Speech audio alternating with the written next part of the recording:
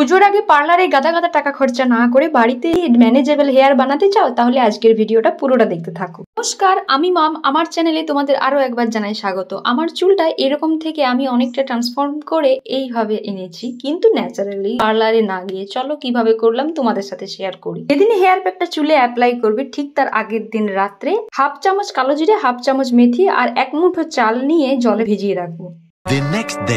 পরের দিন সকালবেলায় জলটা ছেঁকে নিয়ে ওটা আলাদা করে সরিয়ে রাখবো, কারণ যখন শ্যাম্পু করবো এটাতে ডাইলিউট করে শ্যাম্পুটা করবো।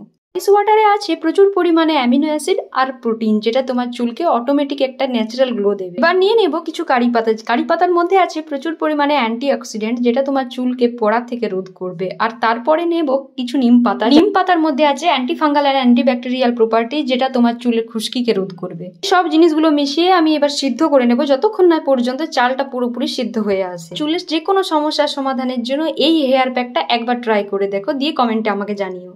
এবার এটা সিদ্ধ হতে হতে আমি অন্য একটা পাত্রে 5 চামচ ফ্ল্যাক্সিড নিয়ে নেব। ফ্ল্যাক্সিডের মধ্যে আছে ওমেগা 3 ফ্যাটি অ্যাসিড, যেটা তোমার চুলকে একটা ন্যাচারাল সাইন এনে দেবে। এবার নেব অল্প করে শিকাকাই, যেটা তোমরা যে কোনো দশকর্মার দোকানে পেয়ে যাবে। এতে নেব আমলা পাউডার, যা তোমার চুলে থাকা নোংরাকে পরিষ্কার করতে সাহায্য করবে। এবার এগুলো সবগুলো ফুটিয়ে নেব। যেহেতু এটার মধ্যে ফ্ল্যাক্সিড আছে তাই কিছুক্ষণের মধ্যে জেল ফর্মে চলে আসবে, তাই ঠান্ডা হওয়ার আগেই কিন্তু এটা আমি ছেঁকে নেব। ফ্ল্যাক্সিড তোমার চুলকে এনে দেবে একটা ন্যাচারাল স্মুথনিং এফেক্ট। পুজোর আগে কেমিক্যাল ফ্রি ন্যাচারাল ট্রিটমেন্টের জন্য এই প্যাকটা অবশ্যই একবার চুলে লাগিয়ে দেখো। পুজোর আগে নিজেকে ভালো দেখানোর জন্য পার্লারে গিয়ে ঘন্টার পর ঘন্টা সময় কাটিয়ে 1,000 টাকা খরচা করে আমরা স্মুথনিং স্ট্রেটনিং করাই, কিন্তু তার এফেক্টটা 2-3 মাস পরের থেকে বোঝা যায়। নিয়ে নেব একটা অ্যালোভেরা পাতার জেল।